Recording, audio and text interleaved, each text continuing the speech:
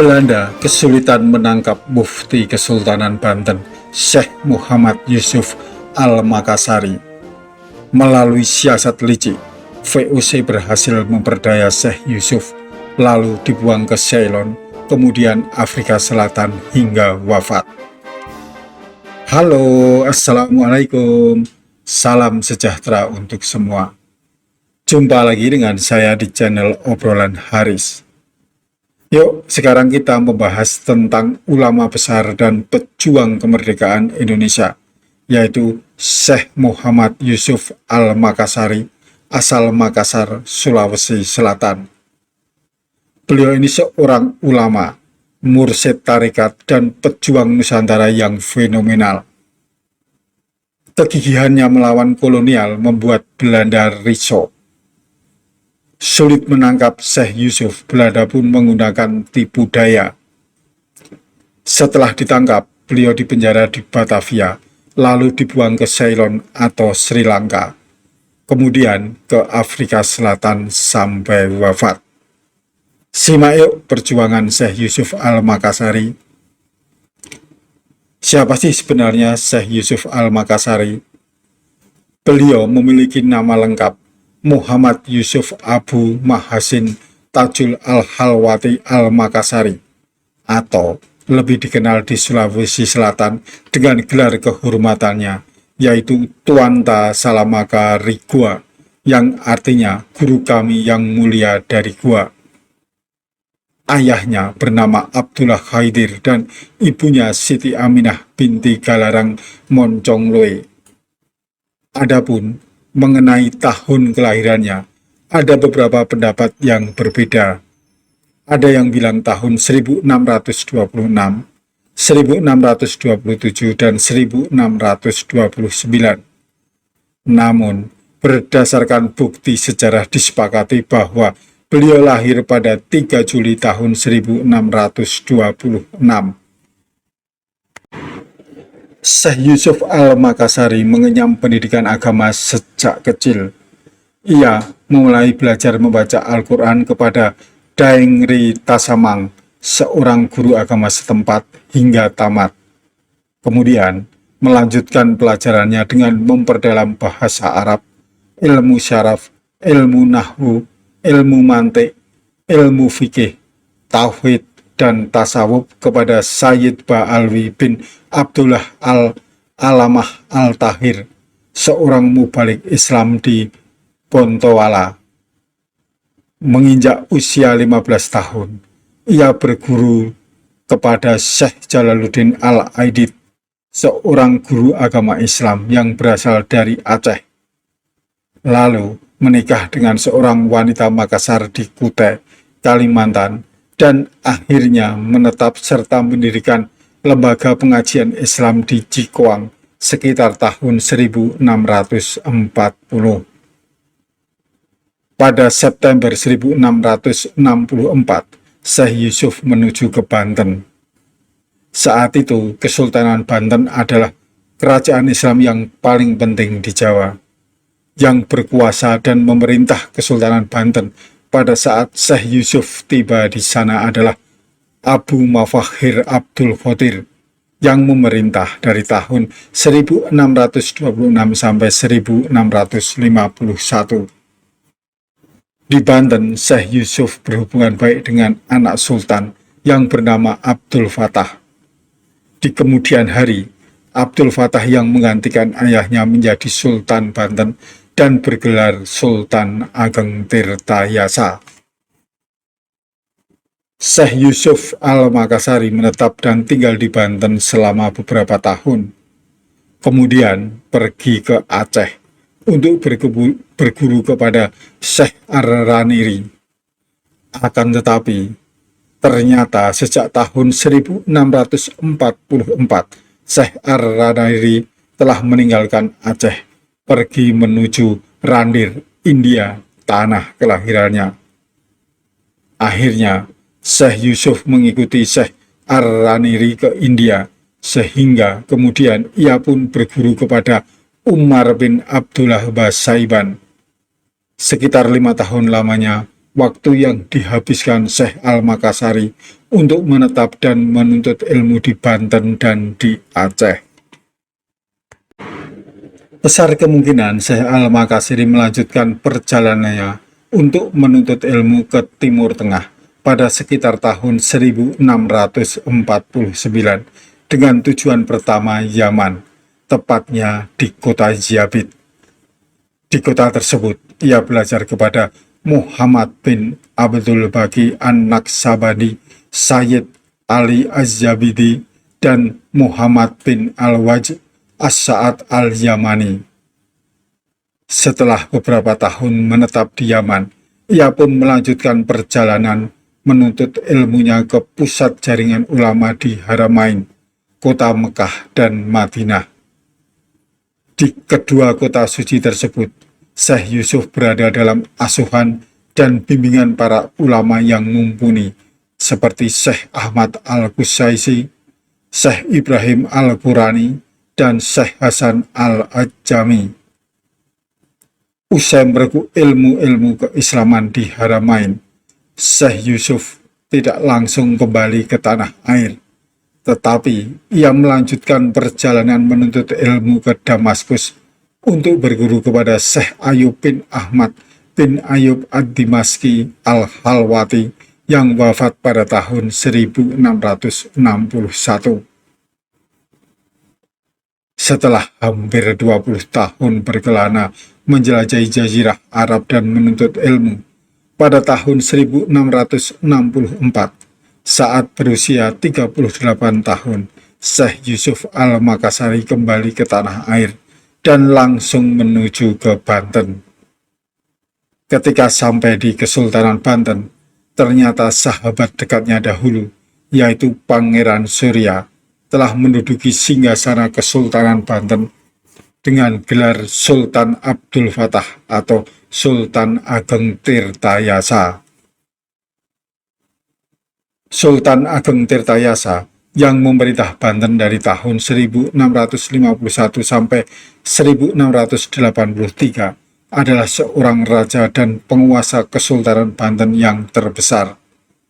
Di bawah pemerintahannya, Kesultanan Banten mencapai puncak kejayaan.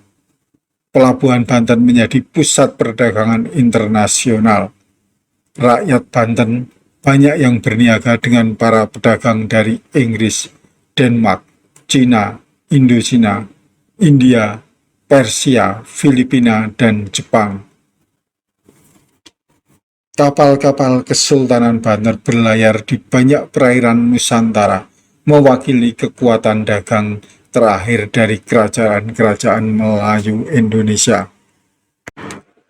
Sultan Ageng Tirtayasa juga dikenal sebagai musuh bebuyutan Belanda.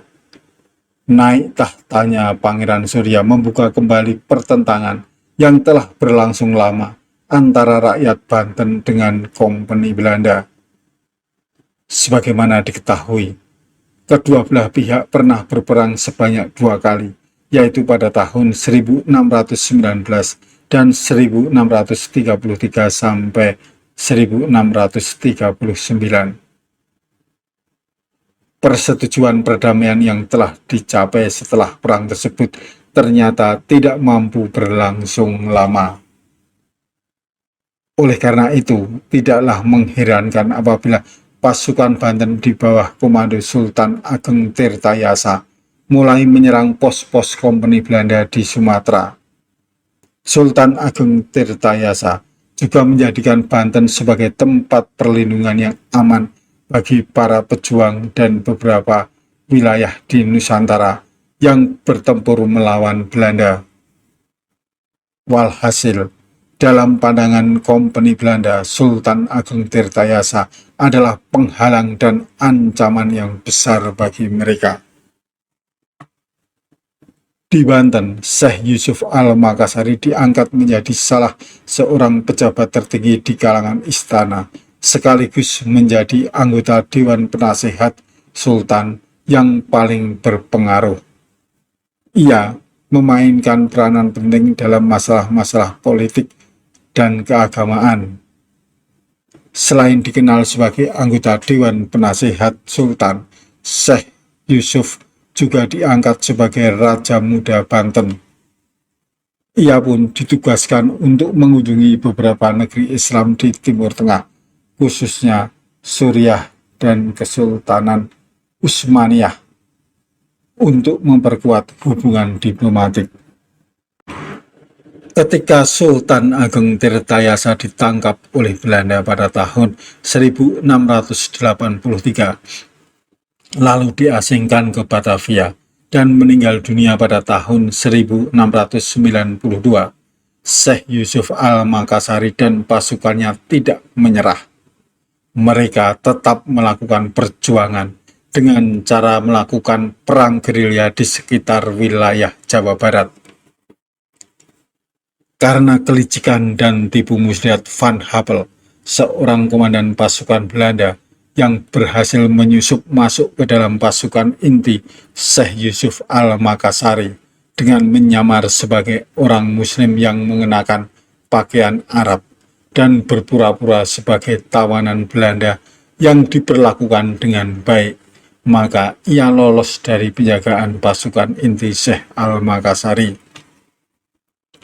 Dengan cara seperti itu, Van Happel sampai ke tempat persembunyian Syekh Yusuf di sebuah kampung yang bernama Acikarang, sebelah timur Cimandala dan Cikugur, sekitar Parigi. Kemudian, Van Happel mencoba untuk membujuknya, sambil menjanjikan pengampunan dari Belanda jika ia mau menyerah. Karena tergoda oleh janji tersebut, maka Syekh Al-Makassari dan pengikutnya ikut bergabung dengan Van Happel menuju Cirebon dan secara resmi dinyatakan sebagai tawanan perang dan dibawa ke Batavia pada 14 Desember tahun 1683. Karena khawatir akan gejolak masyarakat sekitar Batavia, Banten, dan Cirebon yang mengetahui keberadaan Syekh Al-Makassari sebagai tawanan Belanda di Batavia, maka pada September tahun 1684, pemerintah Kompeni Belanda memindahkan Syekh Yusuf bersama beberapa orang keluarga dan 12 pengikutnya ke Ceylon atau Sri Lanka. Syekh Yusuf menetap di Sri Lanka hanya sekitar 9 tahun, karena pada tahun 1693, pemerintah Belanda kembali mengasingkan ke Afrika Selatan dengan menaikin kapal De Voetboek yang akan membawanya ke Tanjung Harapan. Ia wafat di Afrika Selatan 22 Mei tahun 1699 dan dimakamkan di Vaure, dekat perbukitan Valsbay, yang tidak jauh dari tanah pertanian Jan Vliet. Sekarang daerah itu dikenal sebagai Desa Makassar di Cape Town. Syekh Yusuf Al-Makassari begitu gigih dalam berjuang melawan penjajahan, sehingga ia ditetapkan sebagai pahlawan nasional Indonesia pada tanggal 7 Agustus tahun 1995. Penetapan ini berdasarkan keputusan Presiden nomor 071-TK-1995. Penghargaan serupa juga diberikan oleh pemerintah Afrika Selatan. Mantan Presiden Afrika Selatan Nelson Mandela menganugerahinya gelar salah seorang putra Afrika terbaik dan menghormatinya sebagai pejuang gigih dan pemimpin spiritual. Kisah perjuangan Syekh Yusuf melawan penjajah dan dedikasinya dalam menyebarkan agama Islam menjadi inspirasi bagi Mandela dalam perjuangannya melawan apartheid di Afrika Selatan. Sebagai informasi ya, apartheid adalah diskriminasi di Afrika Selatan, terutama dari tahun 1948 hingga 1994. Sistem ini membagi penduduk berdasarkan ras dan memberikan hak seperti perlakuan yang berbeda kepada setiap kelompok. kelompok kulit putih minoritas menguasai dan mendominasi kelompok kulit hitam mayoritas. Mandela melihat konsistensi dan kesabaran Syekh Yusuf dalam berdakwah sebagai contoh yang patut diteladani. Pemerintah Afrika Selatan memberikan gelar pahlawan kepada Syekh Yusuf pada tahun 2005. Makamnya di Cape Town juga menjadi tempat ziarah dan dianggap sebagai tempat suci bagi kaum muslim di sana. Demikianlah teman-teman, Syekh Yusuf bukan hanya pendakwah dan penyebar agama Islam, tetapi juga berjuang melawan penjajahan, baik saat masih di Indonesia maupun ketika diasingkan ke Afrika Selatan. Di pengasingan pun perjuangan Syekh Yusuf tak pernah padam, sehingga di Afrika Selatan juga mendapatkan gelar pahlawan nasional. Semoga kita bisa meneladani sikap dan tindakan Syekh Yusuf dalam menegakkan syariat dan berjuang melawan ketidakadilan. Sampai jumpa di episode berikutnya dengan topik yang berbeda. Wassalamualaikum warahmatullahi wabarakatuh.